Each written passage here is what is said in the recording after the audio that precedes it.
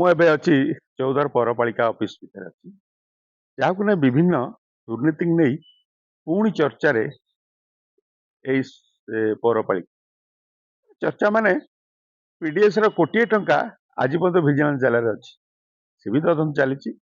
ଅର୍ପଣ ରଥରେ ସେମିତି ଲକ୍ଷ ଦିଆ ଟଙ୍କା ଖାଇଗଲେ, ସିଏ ବି ତଦନ୍ତ ଭିତରେ ଚାଲିଛି। ଲୋକାୟତର ଦିନକୁ 2 ଥର 3 ଥର ଆସୁଛନ୍ତି ଚୌଦ୍ୱାର ମ୍ୟୁନିସିପାଲିଟି କି, ଭିଜିଲାନ୍ସ ବି ଆସୁଛି।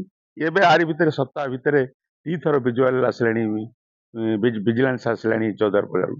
କେତେବେଳେ ତଥ୍ୟ ଦଉନାହାନ୍ତି, କେତେବେଳେ ଆଉ ଦୁର୍ନୀତି ଭିତରେ ଲିପ୍ତ ଅଛନ୍ତି। ଏବେ କିନ୍ତୁ ଏବେ ଅଛି ନୟାଗଡ଼, ଯାଜପୁର ଆଉ 3ଟା ଜିଲ୍ଲାରେ କୋଉଠି ଏଲଇଡି କି ନେଇ ଚର୍ଚ୍ଚା ହେଇଛି। ଏବେ ଚୌଦ୍ୱାର ପୌରପାଳିକାରେ 17ଟି ପାଖାପାଖି କି 17ଟି ପାଖାପାଖି ଏଲଇଡି ଲାଗିଛି, ଯାହାର ଦାମ ହଉଛି ଗୋଟାକ 17 ଲକ୍ଷ ଟଙ୍କା। ସେଥିରୁ 8ଟି ଖଣ୍ଡେ ଏଲଇଡି ଚାଲୁନି। ଖାଲି ସେତିକି ନୁହେଁ, ଗୋଟେ ଏଲଇଡି ରେ ଭିଡିଓ ବି ଚାଲୁଥିଲା ଏବଂ ତାକୁ ସେ ବି ବିଭିନ୍ନ ଗଣମାଧ୍ୟମରେ ତାକୁ ନ୍ୟୁଜ କରୁଛନ୍ତି। ମାନେ ଏଠି ପୌରପାଳିକା ଭିତରେ ଏଇ ଯୋଉ ବିଜେଡି ଦଳର ଯୋଉ ଅଛି, ଯୋଉ ପୌରପାଳିକା ସରକାରରେ ଅଛି, ଏଠି ତାଙ୍କ ଯୋଉ ପାୱାରରେ ଅଛି, ସେମାନେ ଏବେ ଲୁଟ କରିବା ଖାଲି ଆରମ୍ଭ କରିଛି। ଏବେ ରିସେଣ୍ଟଲି ଏବେ ପାଳନ ହେଇଛି 6 ଦିନ 5 ଦିନ ଟାଙ୍ଗେ ଚୌଦ୍ୱାର ଯୋଉ ବ୍ଲକ ଅଛି, ବ୍ଲକରେ ବି 6 ଦିନ ପାଳନ ହେଲା। କିନ୍ତୁ ଆମ ଚୌଦ୍ୱାର ପୌରପାଳିକାରେ ଗୋଟିଏ ଦିନ 3ଟି ଜାଗାରେ ପାଳନ କରାଯାଇଛି। ବାଣ୍ଟିକିରି ପଇସା ନେଇଗଲେ, 50ଟା ଦେଇ ଲୁଟ କରିନେଲେ। କହିବାକୁ କେହି ନାହାନ୍ତି କି ଆମର ଯୋଉ କାଉନସିଲର ମାନେ ଅଛନ୍ତି ସେ ବୁଝି ନାହାନ୍ତି, ଜାଣି ନାହାନ୍ତି, ବୋଧେ ପାଠଶାଠ ବେଶୀ ପଢୁନାହାନ୍ତି, ତାଙ୍କ ଚିଠି ପଢି ପାରୁନାହାନ୍ତି, କିମ୍ବା ଏମାନେ ତାକୁ ତଥ୍ୟ ଦଉନାହାନ୍ତି। ତାଙ୍କୁ ପଚାରିଲାଠୁ ସେ କହୁଛନ୍ତି ଆମେ ଜାଣିନୁ ବୋଲି। ଏ ବିଷୟରେ ଆମେ ଭାଇସ୍ ଚାନ୍ସେଲର ଯିଏ ଆମର ଅଛନ୍ତି, ଉପନଗରପାଳ ଅଛନ୍ତି, ତାଙ୍କୁ ଆମେ ପଚାରିଲୁ। ସିଏ ବି ଗୋଳମାଲକିରି କହୁଛନ୍ତି। ଏବଂ ତାଙ୍କୁ ଆମେ ପଚାରିଲୁ, ଯୋଉ ଏଲଇଡି କଥା ପଚାରିଲୁ, ସିଏ ବି କହିଲେ ବହୁତ ଜାଗାରେ ଏଲଇଡି ଭାଙ୍ଗି ଯାଇଛି। ସେ କହିଲେ ନୁଣ୍ଟିକିରି ଭାଙ୍ଗି ପଡିଛି। ତାଙ୍କର ବିରାଟ ବଜାରରେ ସେମିତି ତା ଅବସ୍ଥା ସେ ମାନେ କିଛି କୌଣସି ତଥ୍ୟ ହଉନି। ଏବଂ ଆମର ସବୁଠୁ ବଡ କଥା ହଉଛି, ଜଣେ ସୂଚନା କର୍ମୀ ତଥ୍ୟଟିଏ ମାଗିଲେ ଯେ ଏଲଇଡି ର କ୍ୱାଲିଟି ଉପରେ ମାଗିଲେ, ଏଲଇଡି ର ଟେଣ୍ଡର ପ୍ରକ୍ରିୟା ଉପରେ ମାଗିଲେ, ତାଙ୍କୁ ଦେଲେନି। ତାଙ୍କୁ ଟେଣ୍ଡର ଏଠି ଦେଲେନି, ତାଙ୍କୁ ତଥ୍ୟ ଦେଲେନି। ଏବଂ ତାଙ୍କୁ କହିଲେ ଯେ ଏବେ ଯେହେତୁ ଏଲଇଡି ଲାଗୁଛି ଏବେ ଆମେ ଆପଣଙ୍କୁ ତଥ୍ୟ ଦେବୁନି। ତାର ଫାଷ୍ଟ ଅପିଲ ବି କଲେନି, କମିଶନ କୋର୍ଟରେ ଅଛି ଏବଂ ସେଠୁ ତାଙ୍କ ପାଖକୁ ଯେତେବେଳେ ଆସିବ, ଚିଠି ଆସିବ, ତାପରେ ସେମାନେ ଦେଖିବେ କଣ ତଥ୍ୟ ଦେବେନି। ବହୁ ଜାଗାରେ ତଥ୍ୟ ଦଉନାହାନ୍ତି।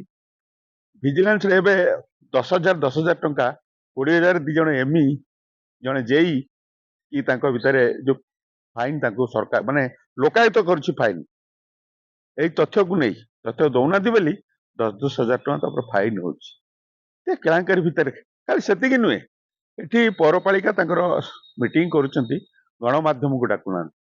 ଏ ଓଡିଶା ସାରା ବିକାଶ ଧାରା ଯୋଉ ଚାଲିଥିଲା ଯୋଉ କାର୍ଯ୍ୟକ୍ରମରେ ଚୁପଚାପ କରିଦେଲେ, କୌଣସି ମିଡିଆ ବାଲାକୁ ଡାକି ନାହାନ୍ତି। କାଳେ ଜାଣିଯିବେ, କାଳେ କଣ ଅସୁବିଧା ହବ, ଏଇଭଳି ଭାବରେ ଦୁର୍ନୀତି ପୁରା ଘେରି ରହିଛି। ନା ପୂର୍ବ ଦୁର୍ନୀତିକୁ କିଛି ତାର ପଦକ୍ଷେପ କିଛି ନେଇନାହାନ୍ତି। ଏଇ ଯୋଉ ଦୁର୍ନୀତି ଚାଲିଛି ଏବେ, ଏଇ ଯୋଉ ଏଲଇଡି କି ନେଇ ଯୋଉ ଚର୍ଚ୍ଚା ଚାଲିଛି, ତାକୁ ନେଇ ଦେଖିବାକୁ ବାକି ରହିଲା।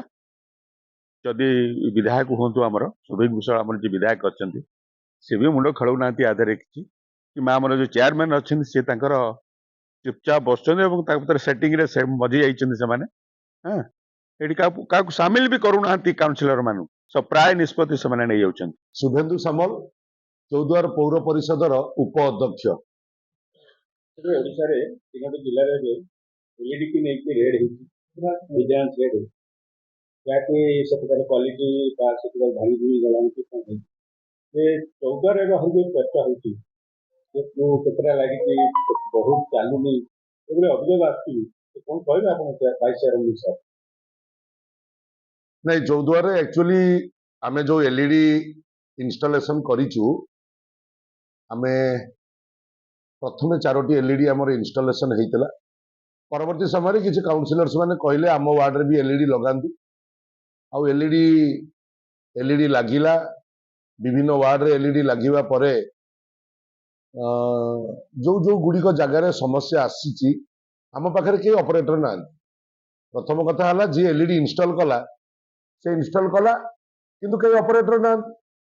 तो एलईडी जोटी भांगीगला जोटी लिभिगला जोटी चलिलानी ताको चलेबो कि तो प्राय जगह एलईडी देखिए चलुची आउ को जगह टिके स्क्रैच आसुची को जगह तार छिड़ी जाइची को जगह टाटा पावर मध्य दि तीन जगह बर्तमान आमको सी कनेक्शन देना तेणु 3 फेज कनेक्शन ना चली पार आप जो कहते विजिलेंस रेड होती 3टा जिले में शुणु आज्ञा क्वालिटी आउ क्वांटिटी रे आम विश्वास रखु आम चौद्वार पौर परिषद रे आम निर्वाही अधिकारी हूँ पौर जंत्री हूँ बस जी दायित्व अच्छा से माने सबु जिनस को आमर जहाँ स्पेसिफिकेशन अच्छी आम से अनुसार जिनस मागिचु जदि किए डुप्लिकेसी करिथिबो विजिलेंस तदंत हम ताले से तदंत परिसर भुक्त हेबे किंतु मु आपन पाखरे स्पष्ट भाव में कहना चाहूँगी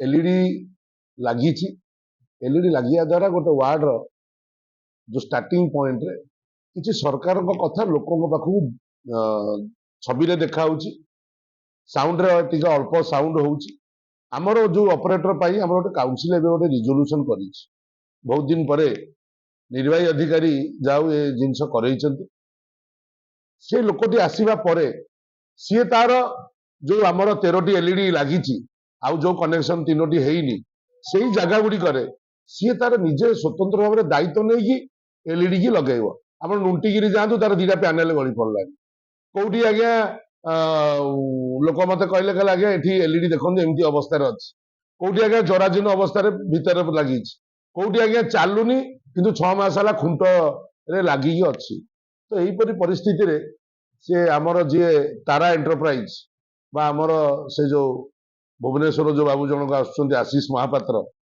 से विशेष करी सी एलईडी सब देइचंती तांको आम कोटेशन दिया जाइथिला तो सी आसिकी तांकर एलईडी जो जो जगह चलिनी ताकू देखिबे जो जगह अचल हो पड़लानी ताकू सजाड़िबे आ आमे जो लोकटी रखिबा पाई काउंसिल निष्पत्ति नैछि से लोकटी आसिले एटलिस्ट से बुलिकी देखि परिबो कोउटी कार प्रॉब्लम अछि कोन प्रॉब्लम रहउछि तो से जिंस पाई आमे वर्तमान जत्नवान हेइछु एने आपण परिचय देबे विष्णुचरण परिडा पूर्वतन परिषद चौद्वार म्युनिसिपालिटी वार्ड नंबर 1 आपण जो गतकाली तीनोटी जिला रे ओडिसा विधान सभा रे एलईडी लाइट तो चौदार परबले जो एलईडी लाइट लागिছে केबे बिजनेस करो हबा आपण मतांत तो मु आपण को चैनल देखिया पाइली सूचना अधिकारी कर्मी जो तथ्य देले ताकू हमर पौरपालिकार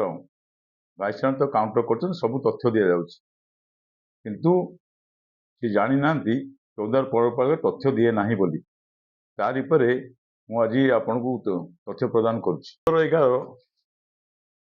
11/2025 रे तार भी मु तथ्य मागिथिली पीडी डुडा को किंतु कौन सी तथ्य मिलला नहीं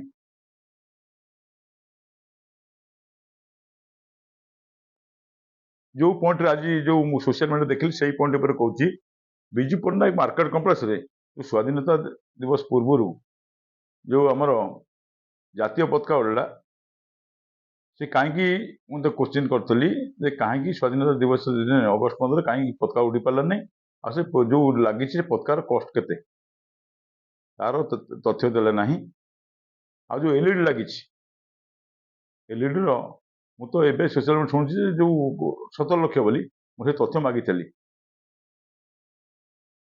तार तथ्य देले नहीं तापरे मु फास्ट अपील की गली 13/1/2026 तथ्य देले नहीं जेहेतु आज सोशल मीडिया देखली बीसी कहते सब तथ्य देते सब सब आईन संगत किंतु संपूर्ण से मिछा सी तो अणदेखाई अच्छा सी कौन कहे तथ्य दौना जोटा कि 50 ऊर्ध्व केस सेकेंड अपील बर्तमान कमिशनर कोर्ट रे अच्छी जानी ना करा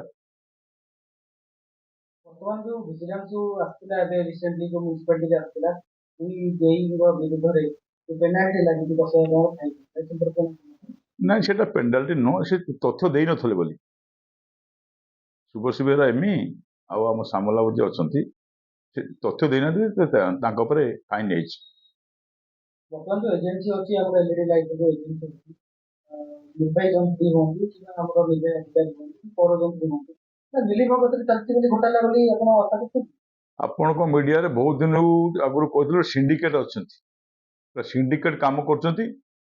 ଏ ଯେଉଁ କାଉନସିଲ୍, ତାଙ୍କୁ ତ ଆଗାମୀ ଦିନରେ ତାଙ୍କ କାଉନସିଲ୍ର ପଡ଼ିଲା ପରେ 14 ସୁଦ୍ଧା ପୂଜା କରିବେ ସମସ୍ତଙ୍କୁ, କାରଣ ସେ କିଛି ଜାଣନ୍ତି ନାହିଁ। ଦେଖିବାକୁ ବାକି ରହିଲା, ଆର ତଦନ୍ତ ହବା ଦରକାର ଅଛି। ଭିଜିଲାନ୍ସ ତଦନ୍ତ ହଉ କିମ୍ବା ତାଙ୍କ ଦଳୀୟ ତାଙ୍କର ଯୋଉ ଆମର ପ୍ରଶାସନିକ ତଦନ୍ତ ହବା ଦରକାର। ତଦନ୍ତ ହେଲେ ବହୁ ସତ୍ୟ ବାହାରକୁ ଆସିବ। ବଡ଼ ଖବରରୁ ଦୀପକ।